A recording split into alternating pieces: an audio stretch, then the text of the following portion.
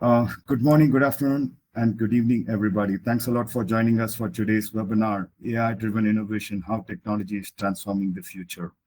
I'm Arvind Kannan. I'll be a host for today's session. I have been joined by my couple of my colleagues, Archana and Naveen.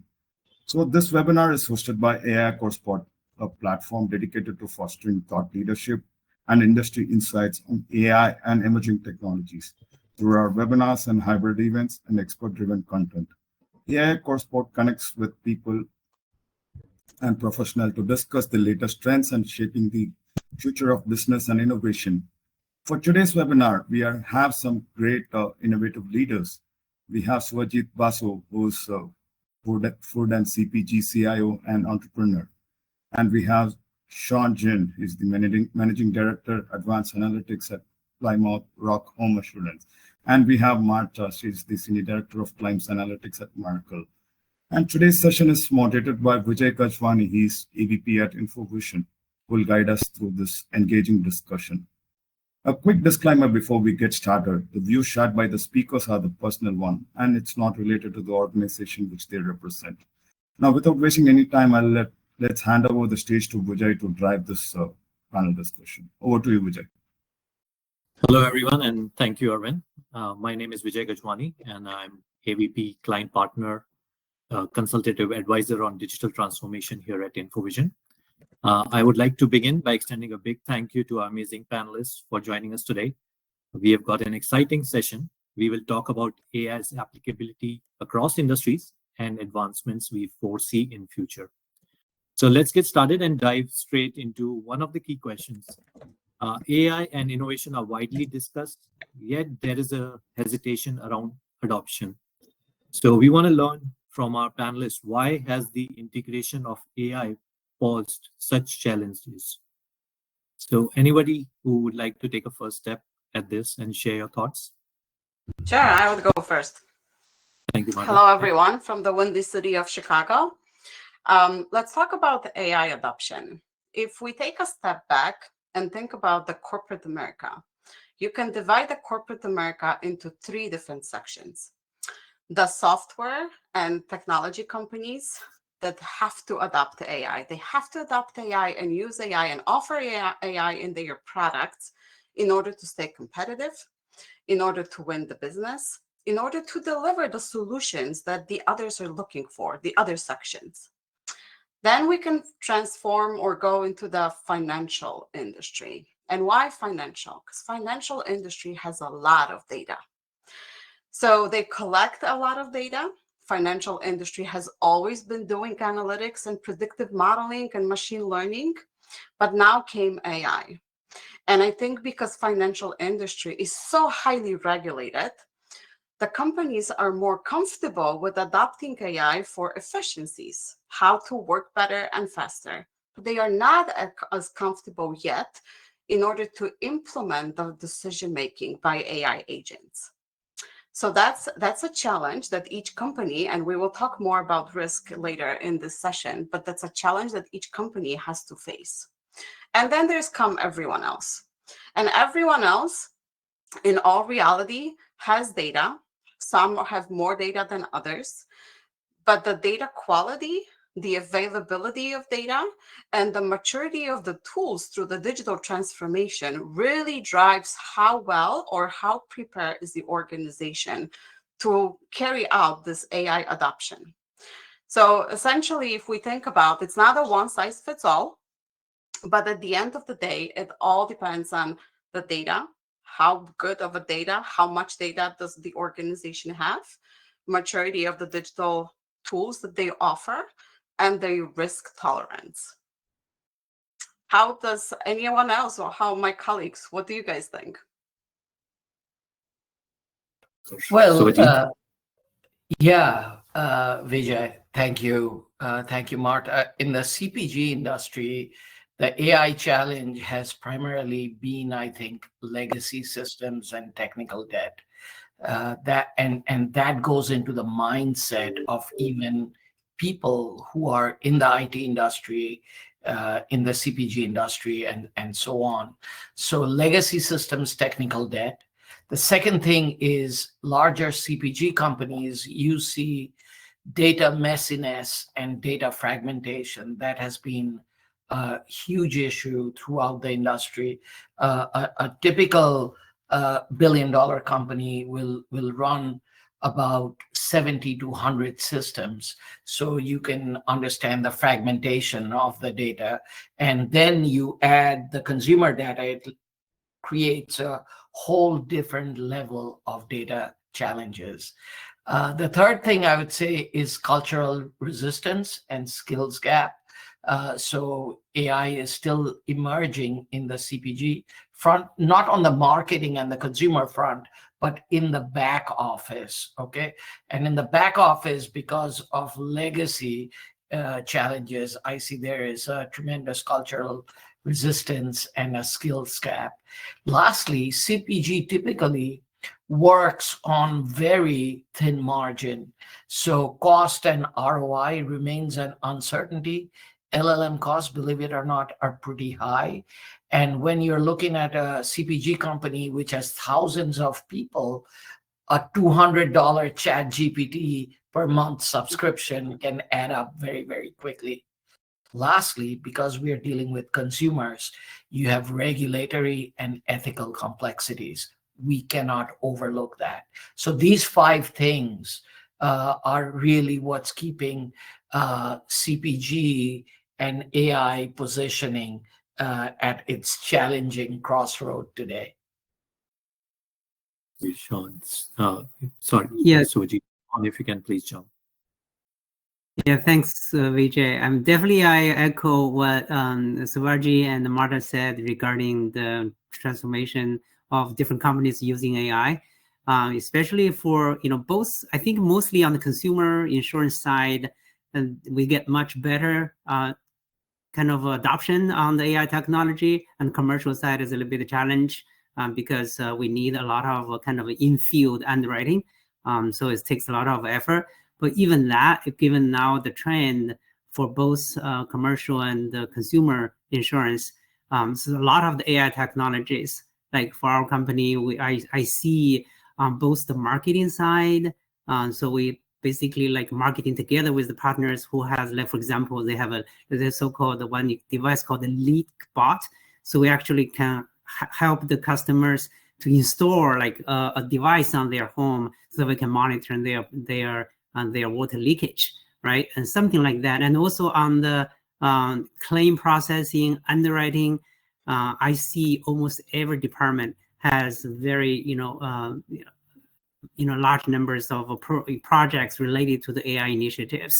So especially on the efficiency side, and then try to deal with the different fragments of the legacy systems of the data and the operations. Thank you, Sean. One more thing. Can I add one more thing? Yeah, I think sure, we all please. mentioned data, technology, culture, people, skilling, right? But one thing that we can never forget about is the strategy.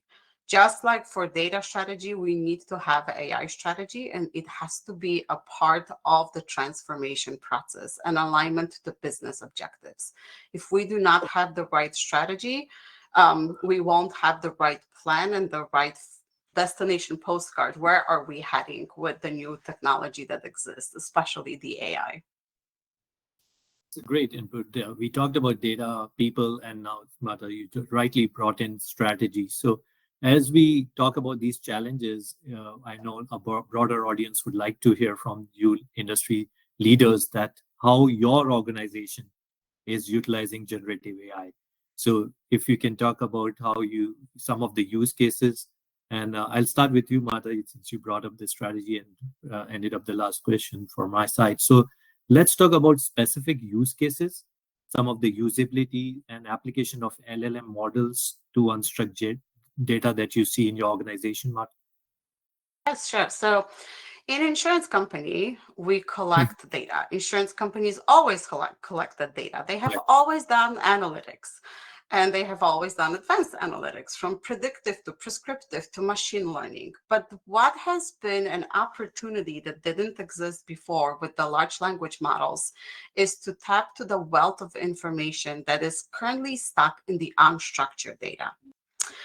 Our unstructured data before, if you think about this, a few years ago, I remember having a conversation about the taxonomy file. Well, we're going to use some quick SQL in order to extract keywords from the unstructured data, but that was only so fragmented and never put in the content of where that keyword belong or a sentence. That's what LLM is so good at, large language models.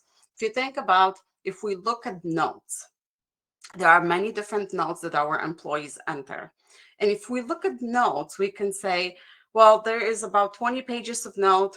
No human, no executive, no leader has time to read any of this. So we skim through the notes. But now with LLMs, the LLM can actually not only summarize that information for us, so we can quickly get to know what is going on within a certain claim file or an underwriting file, any file that we are looking at, but in addition can extract the most relevant information.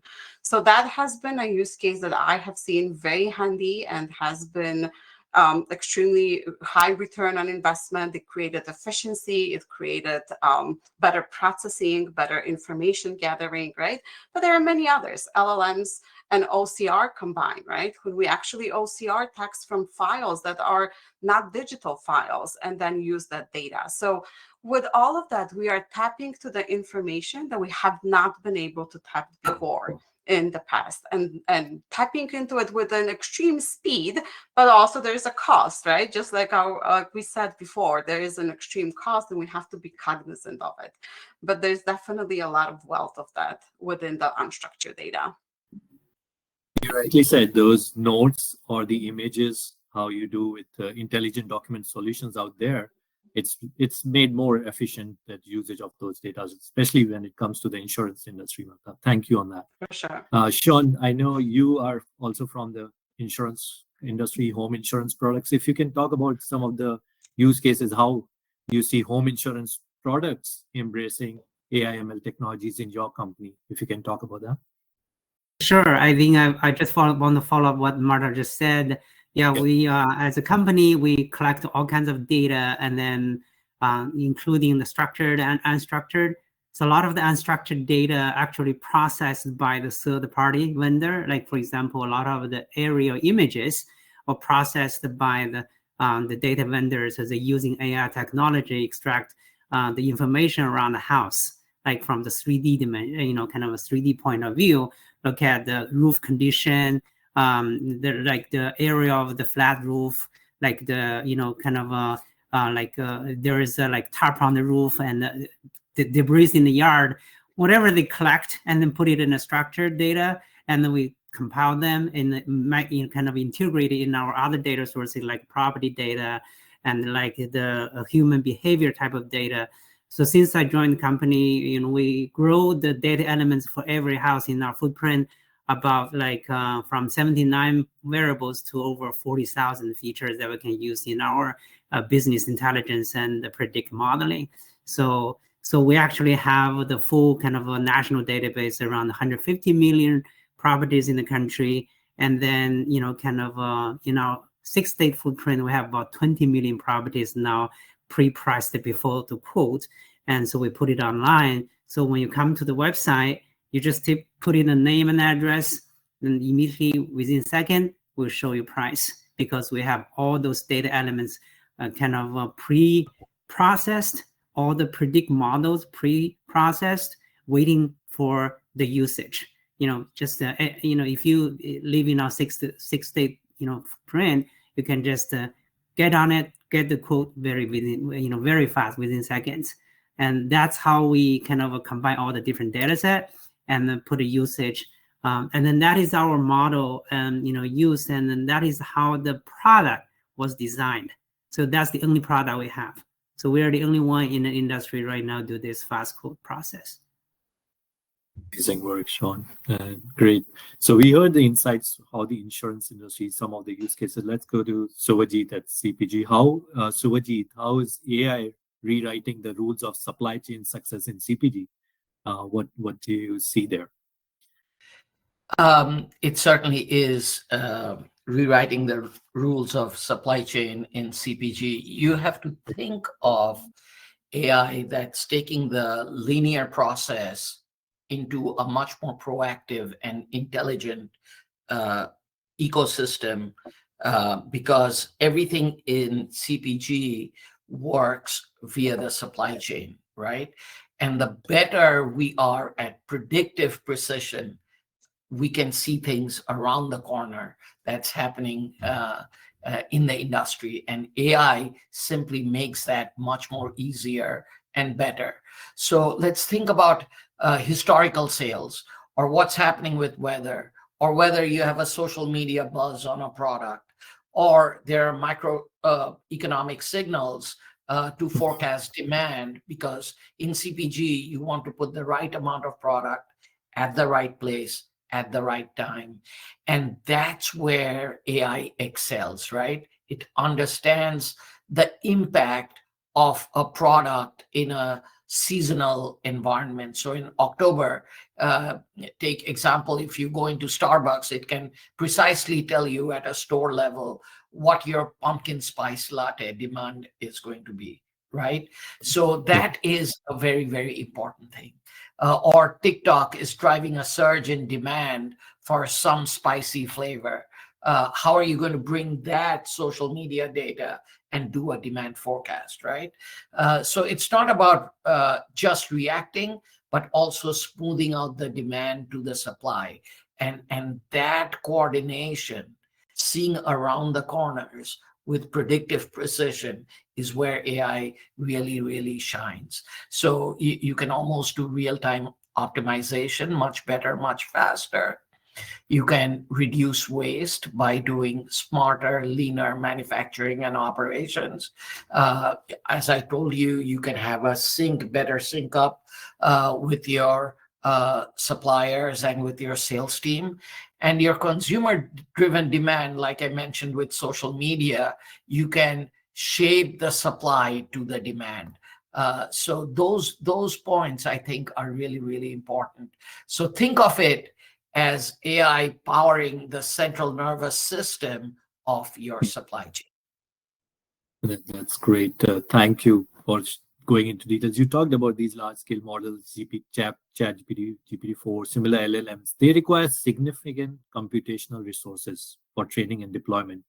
So when we talk about this computation and notable sustainability implications on that, so Vijit, how can AI turn this sustainability from just a buzzword into a CPG to a reality? What take you? Yeah, I talked about optimizing resources, right? Yeah. So less waste is more value. Less waste is more value. I remember I was walking our manufacturing floor with our CEO, who is in the industry close to 50 years.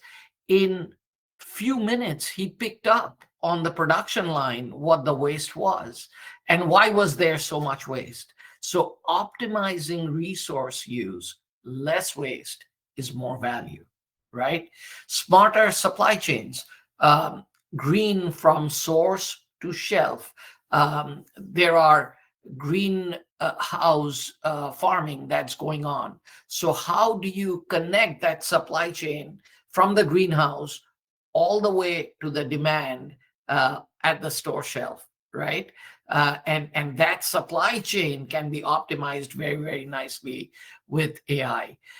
People are doing sustainable product design, and that is very important. Another very important thing, when you're matching supply with the demand, you're avoiding overproduction, right? So predictive precision is very, very important. And lastly, consumer transparency, right? Trust through technology, a connected supply chain, all the way down to where you're manufacturing, even on a different continent. You can get consumer transparency via QR codes and so on very, very easily, right? So shoppers can look at a toothpaste tube and see what about the water usage or the recycled plastic that has been used in the packaging, etc. In canned goods, brand can use AI to show that the product, the tuna, has been caught sustainably, that it's not just a claim, but it can go and see the boat routes and fuel data that has been used. So the QR code comes alive with data and AI. So the cool features that Suvajit, you just mentioned, that all required vast amount of data. And I know at the beginning of the session, we did touch on that part. So let's further build on that. Companies collect, process, analyze these vast amount of data is what cool features just Suvajit was talking about. So particularly, let's understand from insurance world, how when we focus on accurate risk assessment, the pricing and underwriting, this all leads to a better decision making and more personalized products. So Sean, we would like to hear from you. What types of AI ML techniques can be used by data scientists to build these predictive models to support various business operations? Yeah, for the underwriting side, we include in both the underwriting options and the pricing side. For the pricing, most of the traditional techniques like the frequency model, severity model, or treaty model in insurance, often used traditionally for the Department of Insurance filings. And then recently, Department of Insurance starting adopting a lot of the more tree-based, kind of a gradient-boosted model, but very, very simple ones. If it is very, complex one, they probably won't be able to approve it. But we start seeing those. But the tree-based model, like a gradient boost model, XGBoost, of random forest, neural nets, those models are actually support a lot of the non-pricing models like marketing, underwriting efficiencies, renews, and claim processing. So you can see a lot of the technologies being used for the machine learning. And then other machine learning models, like, for example, your survival model, that you can predict how long the customer will stay with us, right? So we can, using the model to predict, that, value, so that even before you come to us, we know how long you're going to stay with us. That's going to help us to decide how is it affordable for us to market to certain properties. So a lot of techniques have been using for marketing models, underwriting, and pricing, and kind of a claim service inside of it. Those are the models you directly talked about. If we talk about generative AI enhancing when it comes to risk assessment and underwriting of home insurance, what do you see in that area is working out for the corporations who are doing well when we say generative AI enhancing the accuracy and efficiency of risk assessment? In the recent years, there's a lot of the AI, Gen AI based, techniques are used.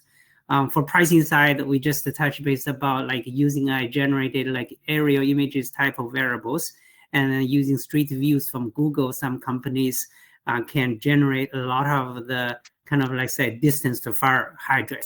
So that's kind of be a factor. You can decide the risk of the house. And also, for the other side of the underwriting side of it, if you look at the underwriting, we can prioritize like which policy want to do the home inspection, because if you send people to inspect the house, for everyone is going to be cost prohibitive, right? So that we, when we send the, there's several ways we can send the drones fly over to get the pictures. We have a less cost, or we can ask the consumer themselves to upload the pictures, or kind of even with the pictures taken by the inspectors, and then they give you a general kind of a description, but sometimes we need, like for using Python, and then pass through the ChatGPT, and if you framework the questions of the structured question and put in the ChatGPT, and ChatGPT can give you selection. Oh, if this is they have a very good stairs, or very like how many stories of the house. Those type of variables you can make it in a structured way, and then to help for the underwriters to pinpoint those risky house to do the further checking. You rightly said, not just text, but those images are enhancing the accuracy and efficiency. Rightly said, Sean. So Martha, we would like to have your views. Yeah, if you can talk about how does risk tolerance influence the speed of AI and innovation, what you're seeing there. Yeah, so we did share a lot about how why companies adopt or do not adopt AI as fast as we have anticipated. And if you think about how do we assess risk tolerance? Risk tolerance is a very fluid, I would say, aspect of a risk adoption because it changes based on the market, it changes based on the customer demands. Everyone has a cell phone right now, right? So we have a lot more data than we had before, and generative AI especially. So I'm going to get back a little bit to what was already said. Generative AI especially enables the quick processing and the extractions of information. But if we take a step back, because risk is a fluid evaluation for each organization that changes based on market trends, that changes based on financial health, that changes based on the expectation of the customers, organizations cannot only just look at what's available from a technology perspective, but also have to take a step back and say, do we have the right strategy to support and hear the voice of a customer? Do we have the right tools in-house to actually deliver on that strategy? What is our culture? How are we going to, because culture is strategy for breakfast, as we can keep hearing that, right? So what is the internal culture, and how is the internal culture going to help us either do more experimental type of an analysis using the generative AI, knowing that it might or might not see the daylight of the work processing or the workflows, right? So I think every organization have to take a step back, and also what type of an industry are we in? If an industry is highly regulated, such as insurance companies, such as the financial industries, right? Obviously there has to be a strong governance rules, and really good data in order to adopt the generative AI functions that exist right now to prevent any bias, right? So if you think about this, the risk tolerance, obviously the more mature the organization is, meaning they have a really good strategy in place. They know where they are heading. They understand their customers, right? Because they do a lot of analyses on social media and all the feedback that is being provided right now. They gather the right data. They know how the market is changing. That enables a more of a risk tolerance because it's a strong organization.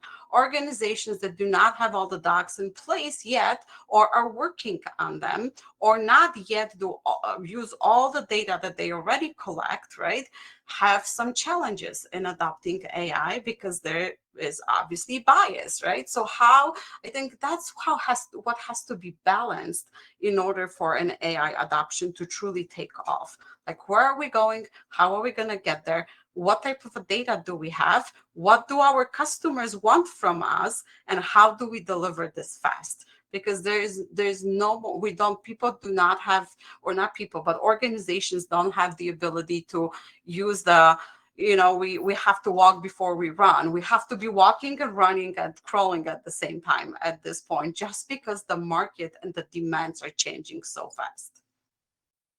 So for Sojit, you did talk about those cool features, and I keep getting back onto those, imagining what AI can drive in CPG innovation. So can you talk about the biggest risk of letting AI drive those CPG innovations, and how can we avoid it? Yeah, in a quick sentence, in a soundbite, I would say, don't become a slave to AI. It's as simple as that, right? Because in CPG, the stakes are very high, So let's imagine something for a second. In CPG, you might say, hey, I want to come up with a quirky product like glow-in-the-dark gummy worms, which the kids love, right? Or an edible coffee cup. What happens if AI misses all this, right? Because your data might be telling something, but AI doesn't have a heart. AI doesn't have emotions. And you may have a different emotional tie to a product. So in the consumer product industry, you have to be very, very careful, because emotions drive a lot of business in the industry. It's not just simple data. And that, I think, is the biggest risk, letting something artificial take over something real. Last I checked, sugar was still pretty big versus any artificial sweetening. So don't be so hasty in letting AI do everything. It may smooth your supply chain, but it may miss an incredibly big hit of a product like edible coffee cups or glow in the light, glow in the night, glow in the light gummy bears, right? So think of it that way. I think of it that way. That's where the biggest risk is, your heart. You rightly touched the point we always have on the webinars about the biases and hallucination that comes to when you working with these models. And I really was excited to hear from somebody coming from CPG, how does that work and how you can avoid it. So great inputs on that. Yeah. So can we say that the AI? Can we say that the AI still can help us do our job better, right? And it doesn't matter what industry we are in, but I think that's where that adoption challenge becomes, because everyone is still very skeptical on do we truly trust the AI to make the final decisions? And that's what you were alluding to. It doesn't have a heart. It doesn't have a mind, right? Do we let this make the final decision? We use it for efficiency gains. We use it for faster processing. We use it for quicker and more data delivered to decision makers. But I think everyone is skeptical. Do we truly allow this to make the final decisions? I definitely echo that. But go ahead. I definitely echo what Martha and Sivarji said. I mean, AI is definitely can help us improve a lot of efficiency. But at the end of the day, AI, whatever the tools we build is by people, right? And the people at the end of the day is making decisions, not the machines. I want to just echo that point. And as Martha said, it all depends on the company's maturity level. So that also comes in the picture. But we did talk about these tech advancements that are driving the innovation, talked about the risk, how ultimately it comes to the collaborations and partnerships we see between the different stakeholders. And we did discuss beginning that how the leadership is looking at AI adoption, whether they are ready. So Subhajit, if you can talk about how will AI redefine the CIO's role? You have been in this space, being a CIO for a CPG company for a long time. So we would like to hear from you. What do you think about AI redefining the CIO's role in CPG over the next decade?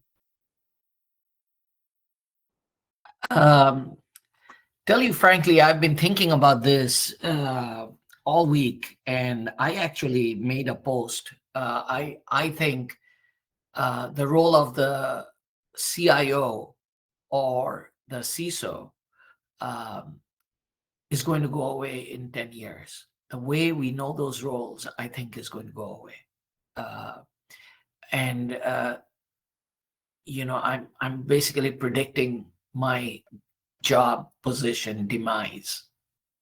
Okay, because you will have a PhD, you'll have a co-pilot, you'll have a co-scientist right beside you, okay, in everything you do. So AI is very good at brainstorming and doing strategic thinking, planning, etc. Why can't the CEO or the COO or the CFO even be able to do a lot of the things that the CIO does right now? So I got to tell you, that's where I think the CIO role is going, not only in the CPG industry, but in any industry. I think our importance, the CIO desk, is going to go down. Yeah. So let's take a pause. You're saying that obviously AI will replace some of the human creativity, but is it the ultimate tool to amplify it? Can AI really understand human emotions, or we just fooling ourselves on that? Well, and I'll keep it open for others also to pitch in. Sean, Martha. I know Martha is shaking her head. So I'm shaking my head. Yes, I want to. yeah. Let him answer, and then we will go back into some challenging questions. I'll let Suvajit conclude on that before Martha. Yeah, so Jeet, conclude Sean. on that, so I can Please. I can pose some challenging questions. Yeah, I think AI, will it replace human creativity? I don't think it will. Okay. I think it's an amplifier. It's the ultimate amplifier of human creativity. It's a tireless assistant, but it's not a solo artist, you know? So don't think just because I'm predicting that the CIO role is going to go away, that we can then amplify this to say that human creativity is not needed. No, we still need the solo artist. So think of it this way, right? AI is not here to steal our crayons. It's handing us a sharper set. In CPG, it's the tool that turns a maybe into a wow. Okay. But humans still draw the first sketch. Think of it that way. You know, we still will need humans to draw that first sketch. And maybe the CPG tool, the AI tool, the AI copilot will make me into a better artist and get a wow out of my maybe drawing that I was doing with my crayons, right? So I think of it that way, that it's unpredictable, it's a tireless assistant, but it's not a solo artist. It's the ultimate amplifier. Yeah, thank you. So, Martha, before you share your inputs, and I know a lot of attendees now got that attention as soon as Suvajit started speaking about CIO being replaced. So we have a question, and I usually wait till the end, but this will go well now before Martha and Sean, they put their thoughts together and summarize. So there is a question from an attendee saying that, do you see AI eventually moving from an enabler to a true decision maker in business? Where do we draw the line between AI support and AI control? So Martha, first put your thoughts, Yes. and if you can. So what I was going to challenge Sajida on is that I do agree that all the roles, the C-suite roles, the managers' roles, the individual contributor roles will change. They have to change because AI is an enabler of the creativity. It provides a lot more fruitful thought and it makes the jobs easier, right? In decision making, in content that it provides. But I do disagree that it will actually replace anyone. At the end of the day, I strongly believe that we as leaders will be replaced by someone who is using, embracing, and have an AI strategy. That's what's going to happen, right? So that I wanted to set this first. I also think that from the question that was answered, we are moving in a direction. If you take a step back and think about the different pillars of data and analytics and how that space has been evolving, we moved from an IT-owned analytics to an analyst-owned analytics to a user-owned analytics, because that's what we are able to do right now with all the machine learning predictive analytics. We are able to deliver the information to the screens and the users, the tools that our users are using to make daily decisions, to interact with customers. That's the power. AI brings even more power, faster decisions, better data, more provoking thoughts. And eventually we will move into the AI agent-owned analytics. But the AI agent-owned analytics will not replace the human. It will make the human be even faster and smarter. And yes, there are some throughput processing that exists in every organization and every industry, but the throughput processing is not really replacing the human. It's making the human's job easier and faster so we can cater to our customers. So I'm going to end with saying it's not going to replace us. We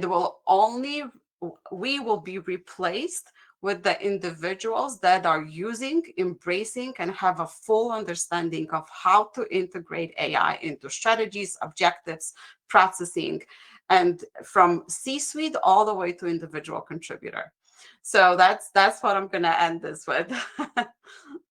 Thank you. And Sean, if you want to weigh on the same, what? Yeah, I think I agree with both what Savarji and Mata said. I think probably more towards to Mata in a way that I think the AI is not going to replace human decisions, but it's going to be probably replace some of the positions.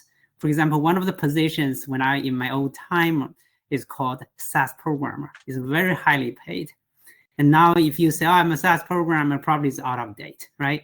So it's the programming probably in the future, like a data scientist, before we spend maybe 70% do the programming, but down the road, probably maybe 30-20% do programming and focus the other majority of our time, focus on the business problem, how to solve them, and how to make the process more efficient, faster, and make the decision making and go to the market, speed faster. Right, so pay kind of a shift the attention a little bit. So that's kind of what I want to end with. It's just it's like we'll definitely get some of the function will be replaced by the AI, but not all the people's.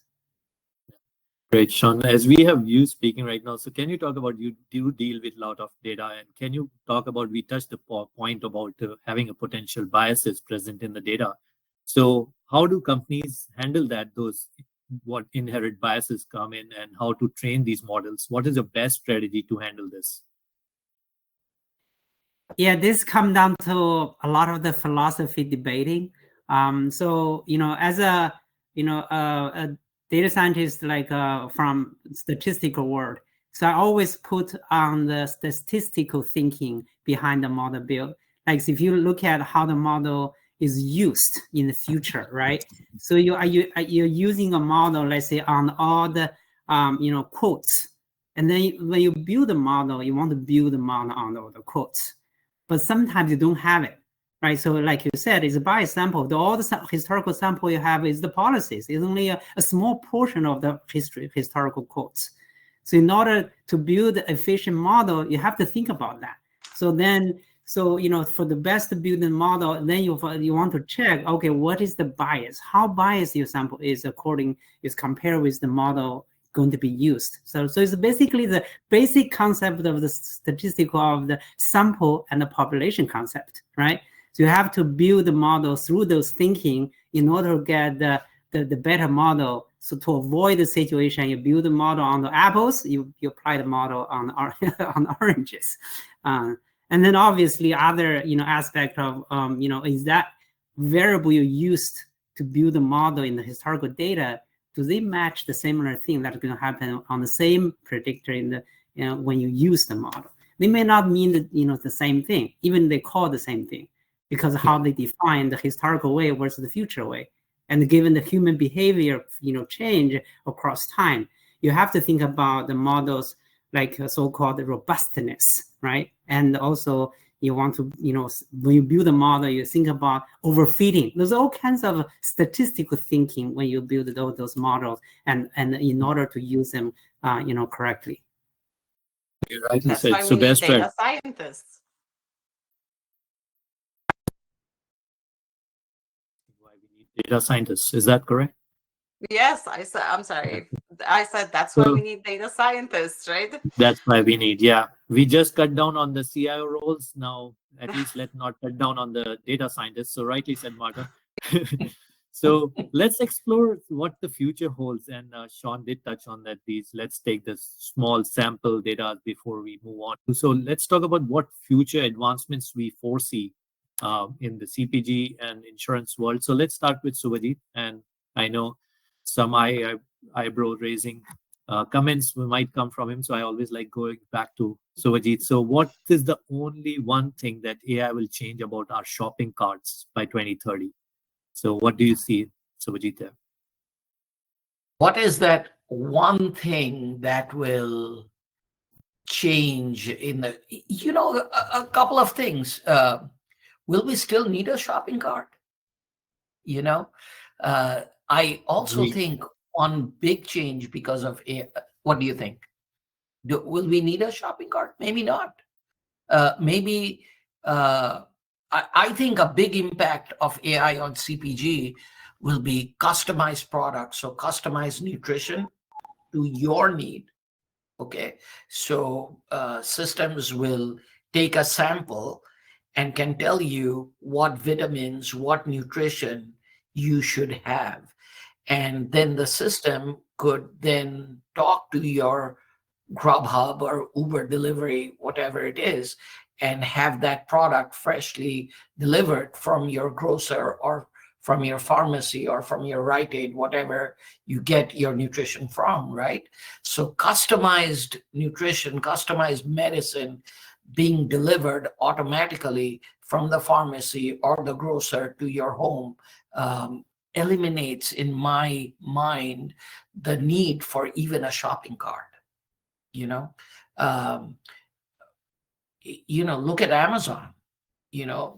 Why you go to Amazon was testing these stores 5-6 years ago where you automatically checked out, right?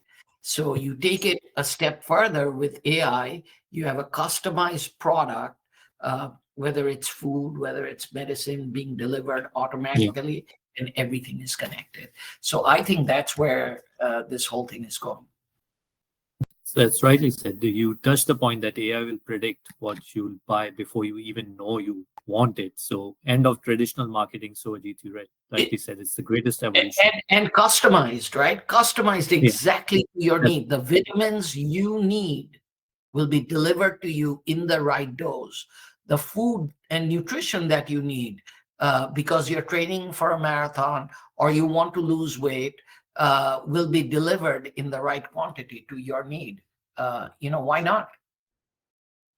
So let's hear from Martha. What do you think? How does the use of AI further affect the field of data analytics, considering the ongoing technological advancements we see? What steps should be taken to promote advancements in future?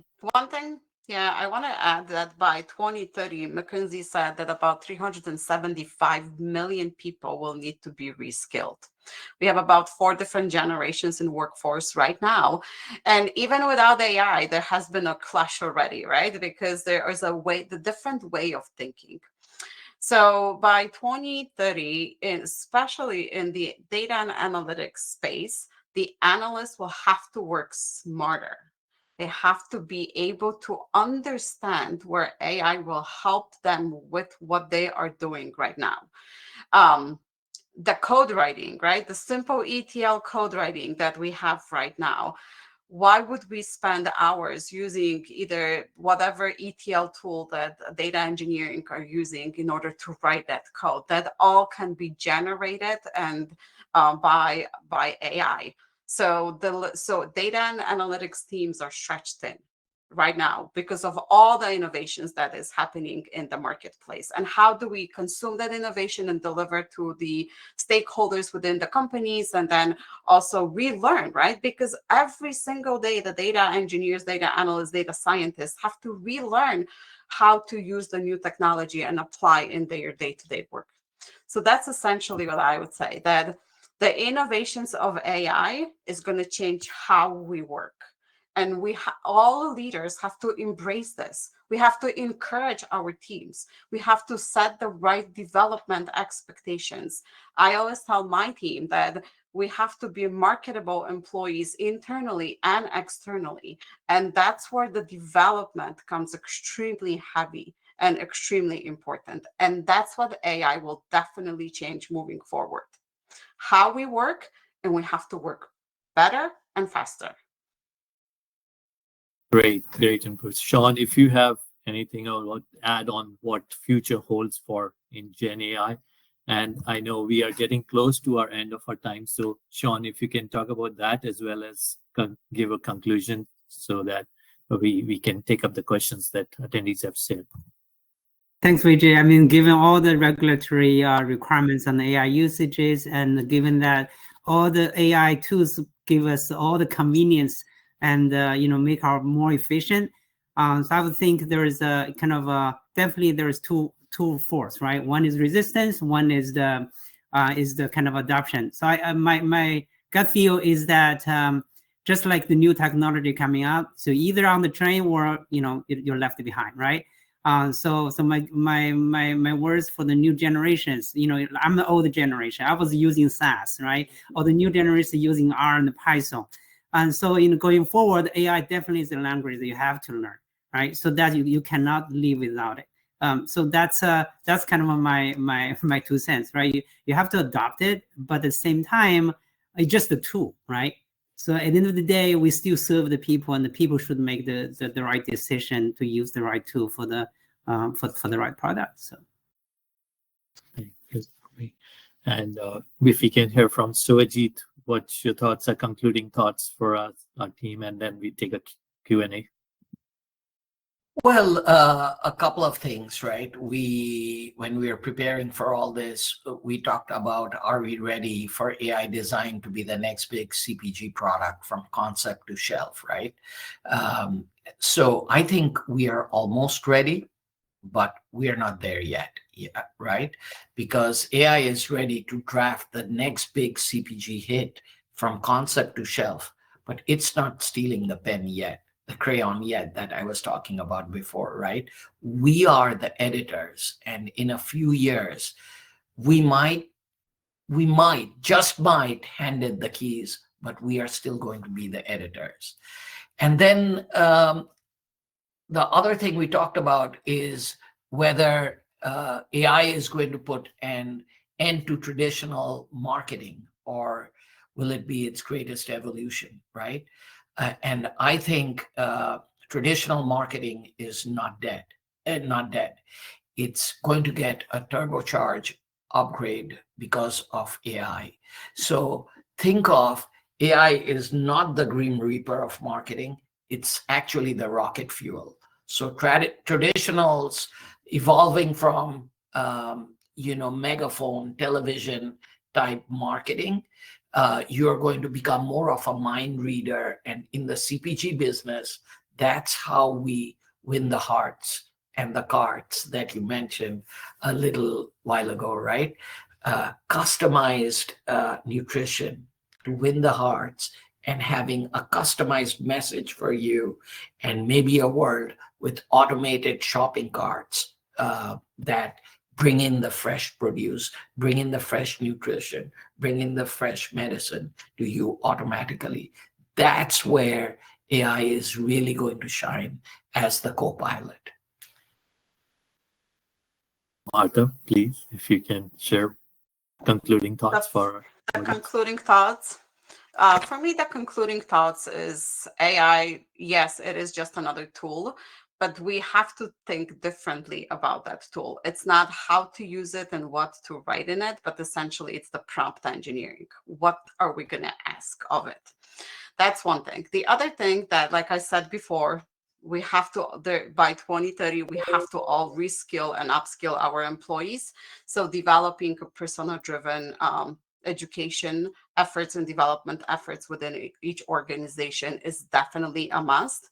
Reinvention, offering digital solutions. Organizations that do not have digital solutions right now have to have them in order to integrate AI into their workforce processing, right? It won't steal the jobs. It will only make them better, and we have to learn how to embrace AI, and we have to have a destination postcard. We need to understand where are we going, how are we going to get there, and how AI will help us get there. So those are my concluding thoughts. But there's so many things that we haven't yet touched on, right? And in that subject matter, right? Do we have the right data? Do we need the synthetic data? There's all of that comes as a part of the playbook, of the framework and the roadmap. And every leader that is setting that roadmap and that playbook has to take a step back and say, I cannot repeat what I have already done in the prior endeavors, in the prior organizations, because the landscape is much bigger and deeper and richer within the solutions and technology that's being offered, that's fueled by AI. Appreciate all panelists discussed about data, how important that is. And Suvaji did talk about reading the mind, how that marketing is going to change from going on to big screen NFL during the Super Bowl to other things now we would see utilizing. And Martha, you did rightly talk about strategy, and AI is not going to replace the people, but people are going to be replaced by those who are trained on AI. So great thoughts, and we can keep going, and I enjoyed this session more than any one of you. So getting all the questions, we have few more minutes to take the questions here, and I do see one question from our attendees saying that how AI is now capable of predicting market trends and consumer preferences with high accuracy. Do you think businesses will one day fully trust AI-driven decision making for high-stake business strategies? And Martha, you did talk about how important are the business strategies. So do you think that AI-driven decisions making for high-stake business strategies? I think that the AI decision making, or at least the trends that are being highlighted by AI and the predictions, will be a part of that strategy refinement processes for all organizations. Because what happens, what an AI, just like the models, right? It's essentially consuming an enormous amount of data, something that humans and even machines just alone cannot do. And that's why it has to become a part of a strategy refinement. Will it replace a strategy refinement? I don't believe so. There's still executives need to sit at the top, because that's what differentiate the companies, right? The brand, the ideas of what the company delivered and how we differentiate from each other in the marketplace. That's where the executive leadership comes in. But embracing what AI provides in those, what are the future market trends will look like, what do customers want, by analyzing the social media data, by including all the different posts and millions data points that already exist. That's what's going to change moving forward. And it's changing as we speak. In the boardrooms, there are decisions and conversations right about that. How do we embrace that communication model fueled by AI into the strategy refinement? Thing to add from Sojit, Sean? I know we're getting close to our hour, but it's your time. I echo what Mother said. I think when doing the marketing, when we make decisions, I think at the end of the day is the executive decision. I think executive can make the market make decision for him, right? I mean, if you build the flow in the middle steps, there is a high stake decision making that could be made. But at the end of the day, there is got to be a human driven strategy. Sojit, I know you echo the same thoughts, but I want to give you the opportunity. I want to say it a little bit differently from the consumer and marketing point of view, right? I agree with what my colleagues are saying over here, but I want to tell you the story of, imagine an AI launching a glow-in-the-dark gummy, okay, from idea to aisle, and then the marketing targets kids with ads they cannot resist. Is it scary? Maybe. Is it possible? Definitely. Right? So AI is a transformative force, but it's not a takeover. Great. So this session has been very informative, and I cannot say how much I enjoyed personally. And thank you once again for offering such valuable insights. I'm thankful to all the panelists. And over to Arvind, if you would like to add some wrap. Sure. Thanks a lot. Thank you, Vijay, for moderating this session. And big thanks to our speakers for sharing the valuable insights. So I would like to extend my appreciation to our community partners, attendees, and panelists for making this session so engaging and insightful. This webinar was streamlined live in our LinkedIn page, and the recording will be available shortly in our YouTube channel. Stay connected with us and visit our website, aicorespot.io, and follow us on social media for updates on future sessions. And special thanks to our knowledge and innovation partner, InfoVision, and technology partner, Digit7, for their support. To learn more about InfoVision and their advancement, please visit their website, infovision.com. Thank you all for joining and have a great day. Thank you. Thank you. Thank you. See ya. Thanks.